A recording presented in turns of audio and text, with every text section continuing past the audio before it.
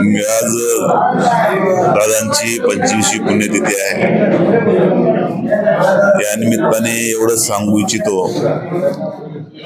त्यांनी जे स्वतःच्या कर्तृत्वावर त्या ठिकाणी जनतेची सेवा केली, आजही जनतेमध्ये सर्वसामान्याचा नेता म्हणून त्यांचं 25 वर्षानंतर सुद्धा आज गावोगाव त्यांचं नाव निघते, त्यांची लोक आठवण काढतात.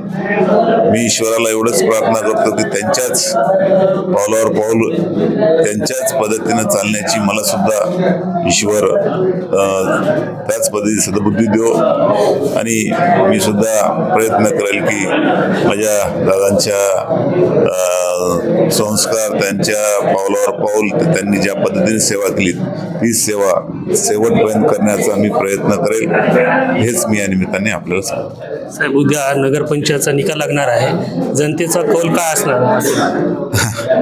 मी आता उद्या निकाल आहे, उद्या मतमोजणी आहे, आणि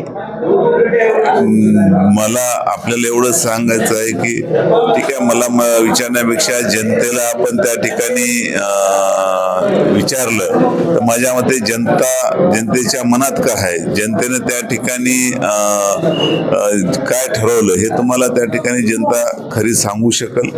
कारण मला तर असं वाटतंय की जनतेने हा काँग्रेस पक्षाला निश्चित कौल दिला असावा, आणि उद्या ते आता आपल्या मतमोजणीच्या माध्यमातून समोर येईल. काँग्रेसची परिस्थिती काहीतरी येत असताना भाजपमध्ये प्रवेश झालेला आहे काल आमदार प्रज्ञाताई सातव यांचा. त्यानंतर आपल्या देखील पोस्ट सोशल मीडियावर झळकत आहेत की जळगावकर एकनिष्ठ राहिले अशा.